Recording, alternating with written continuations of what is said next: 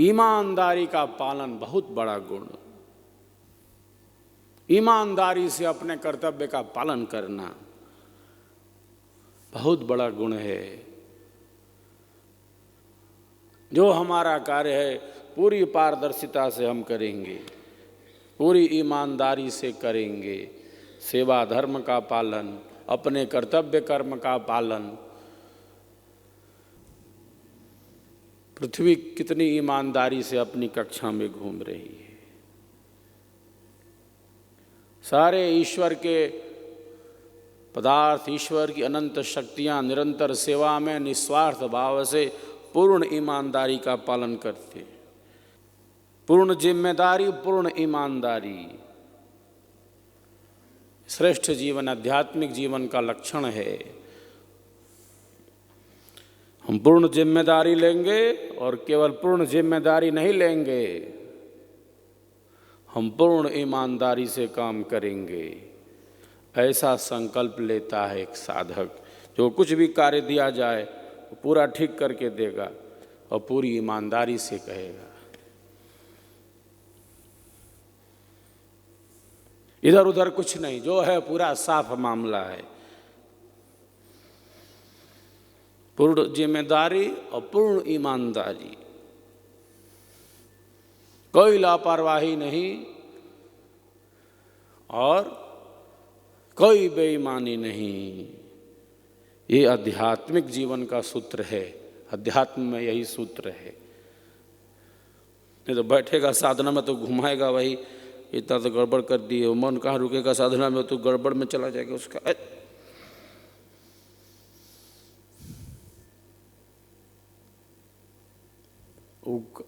आ जाएगा यहीं पर उसका।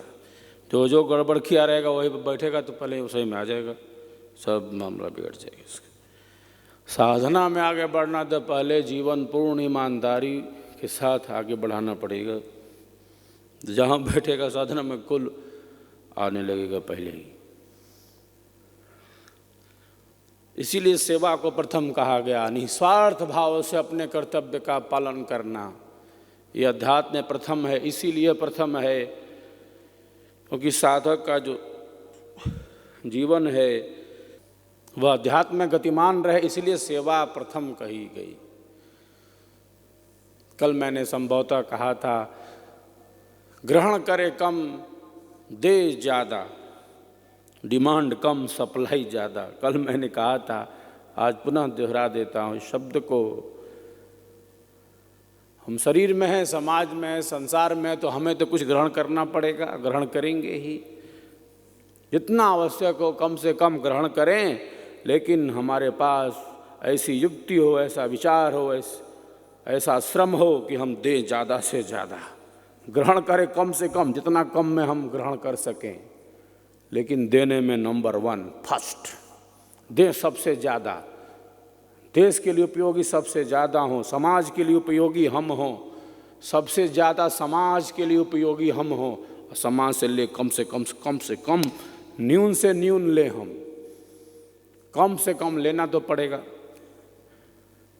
अन्न तो ग्रहण करना पड़ेगा, वस्त्र पहनना पड़ेगा, कुछ सीमित साधन चाहिए, लेना तो पड़ेगा। लेंगे कम से कम, न्यून से न्यून, लेकिन देंगे भरपूर।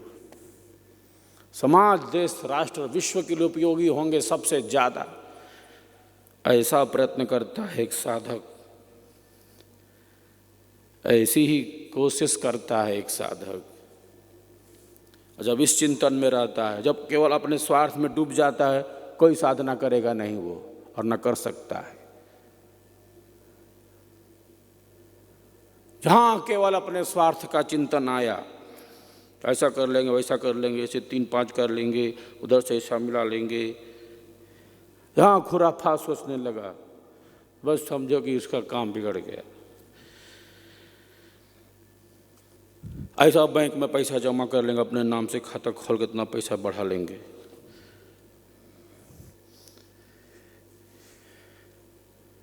जो है वो है, जितना आवश्यक है उतना है, जहाँ रखना है रखे, बैंक में रखे, तिजोरी में रखे, खोपड़ी में न रखे, दिमाग में न रखे। बिल्कुल स्वच्छ रखे, सहज भाव में स्थित हो, शांति भाव में स्थित हो। अध्यात्म इसी का नाम है। अस्ते कहा चोरी का अभाव, ईमानदारी का पालन, अहिंसा सत्यस्ते ब्रह्मचर्य अपरिग्रह, 100 संतोष सब स्वाध्याय ईश्वर प्रणिधान।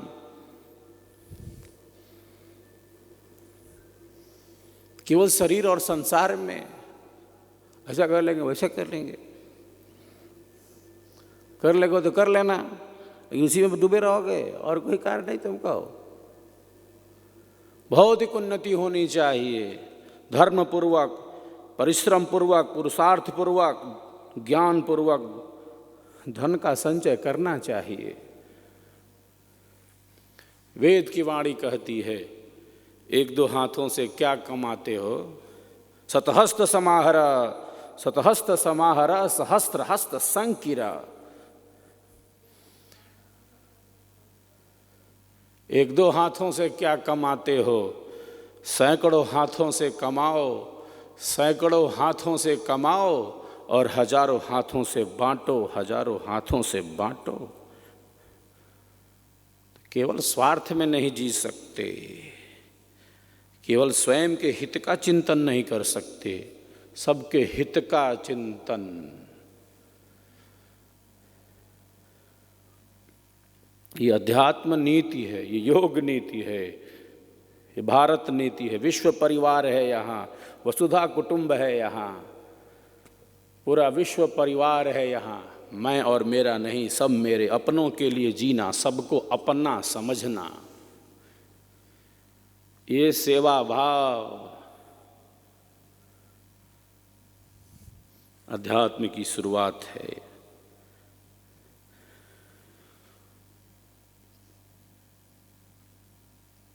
सुख शांति सबको मिले, यह उपदेश हमार, सारा विश्व हमार है, हम हैं सब संसार। अपने लिए नहीं, अपनों, अपनों के लिए जीना, अपनों के लिए जीना, खुद के लिए नहीं।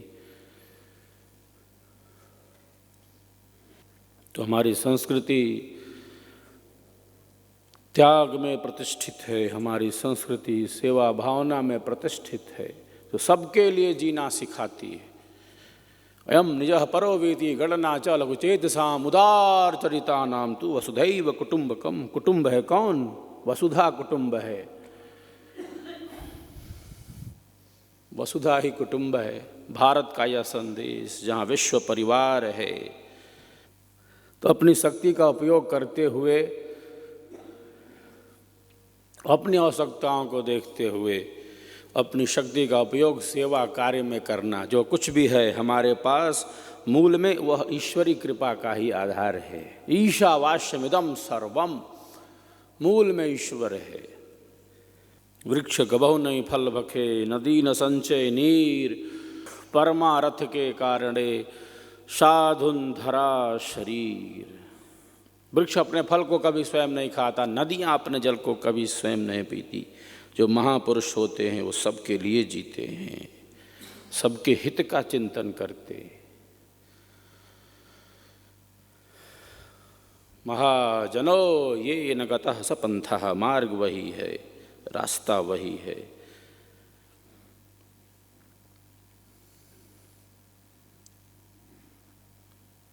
ये सब चित्त की शुद्धि के साधन हैं। जब आप सबके हित का चिंतन करेंगे, हम देख लेंगे तुमको बिना मतलब का लड़ाई झगड़ा करते रहते हैं। बहुत सारे का ऐसा दिमाग इस तरह जाता है मन का, जानते नहीं मेरा नाम यह है, मेरा घर यहाँ, हमारा नाम नहीं जानते, फलाना है, फलाना सिंह है।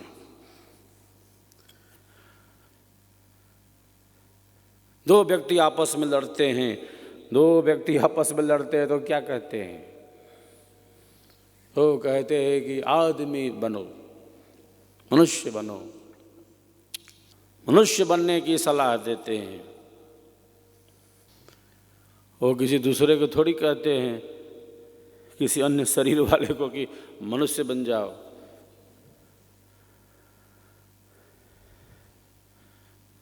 वे मनुष्य शरीरधारी को ही कहते हैं। क्या कहते हैं? मनुष्य बन जाओ।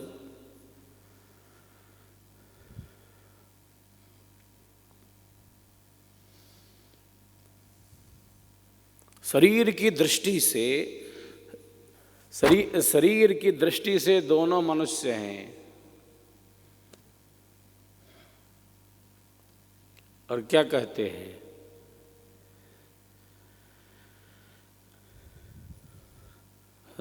दोनों एक दूसरे को कहते हैं कि मनुष्य बनाओ।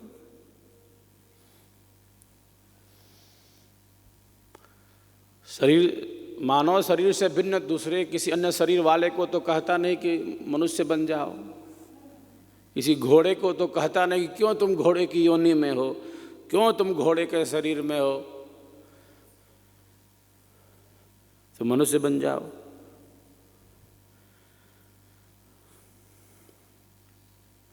क्यों तुम बैल के शरीर में, तुम मनुष्य बन जाओ, ऐसा तो कहता नहीं। वो क्या कहता? वो तो मानव को ही कहता कि मनुष्य बनो। किसको कहता? मनुष्य को ही तो कहता, जो शरीर की दृष्टि से मानव ही तो होता है।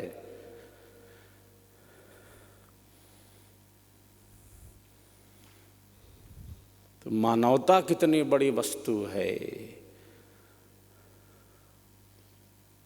तो मनुष्य ही देव है, मनुष्य ही देव है, मनुष्य ही मनुष्य है, और मनुष्य ही पशु है ना? ऐसा है।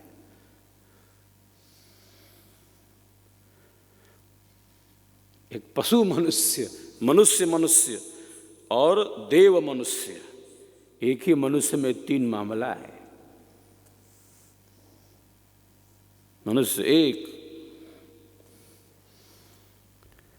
3 in 1। मनुष्य एक,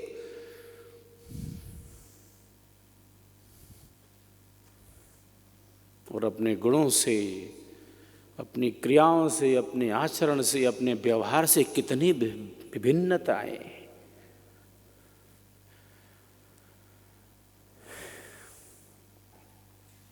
नहीं नहीं मानुषात् श्रेष्ठतरम हि किंचित्।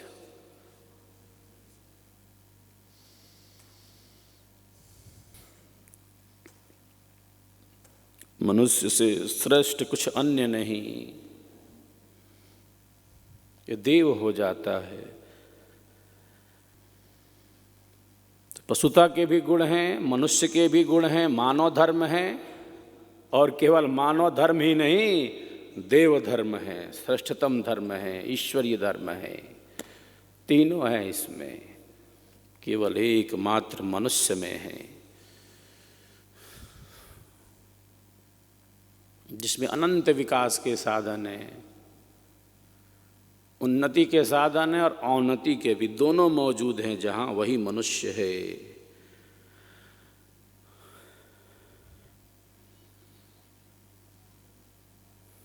जहाँ अंतःकरण की शुद्धि है। तो बहुत बार अहंकार के वशीभूत होकर वाणी का दुरुपयोग, सहज भाव अध्यात्म में प्रथम है। शिष्य भाव अध्यात्म में प्रथम है। सबके भीतर परमात्मा स्थित है। आत्मा के अंदर अंतरात्मा रूप से परमात्मा ही तो स्थित है। मन की भिन्नता जो हो, मन का स्तर जो हो,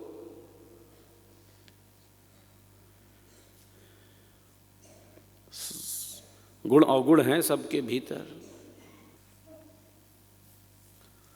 गुण अवगुण हैं, लेकिन विकास की संभावना तो है मनुष्य में ही। सुधार की संभावना जहाँ है वही मनुष्य है। निम्न से निम्न का भी विकास हो सकता है और देव बन सकता है। वह विकास की अनंत संभावनाएं हैं इसमें।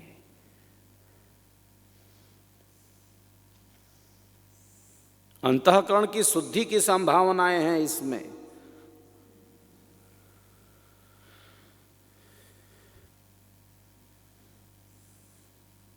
तो मन के स्तर पर अलग अलग भिन्नताएं हैं।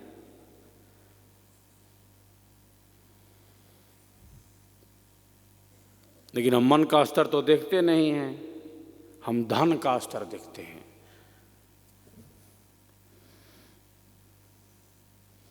हम संपत्ति का स्तर देखते हैं,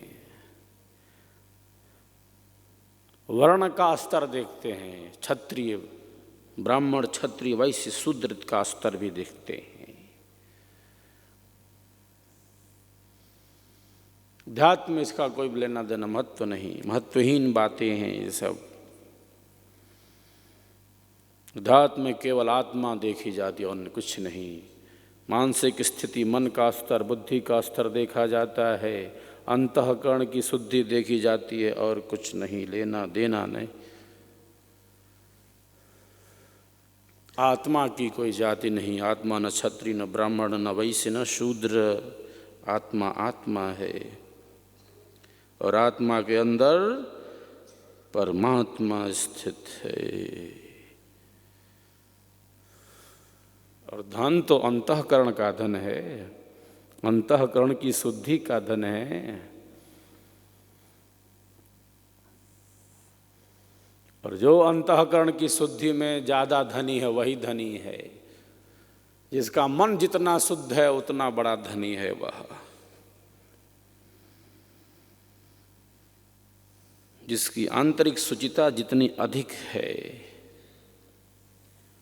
वही धनी है यहाँ। जिसका मन जितना निर्मल है उतना ही धनी है वह। जिसके पास भीतरी ऐश्वर्य है वही संपत्ति वाला है। आध्यात्मिक जीवन में सबसे बड़ा धनी कौन है? जिसके पास मन के नियंत्रण की संपत्ति है। तो बाहरी ऐश्वर्य से भीतर की क्या स्थिति है इसका कोई संबंध नहीं। आध्यात्मिक अर्थ में आध्यात्मिक जीवन निराला है जिसका संबंध आंतरिक है। आंतरिक स्थिति क्या है? लेकिन बाहर का फैलाव इतना है, बाहर की स्थिति इतनी है कि भीतर से क्या लेना देना है। भीतर का मामला कौन पूछता है? आत्मा की क्या स्थिति है, क्या लेना देना? सब बाहर चल रहे हैं। आंतरिक ऐश्वर्य में वृद्धि हो, आंतरिक धन में वृद्धि हो, सहजता, समानता, प्रेम, करुणा, शांति, भाईचारे का सहज व्यवहार हो, शांति की शक्ति बढ़े, प्रेम की शक्ति बढ़े, सहजता की शक्ति बढ़े, अध्यात्म की शक्ति बढ़े। इसीलिए ब्रह्म विद्या का यह प्रकाश है।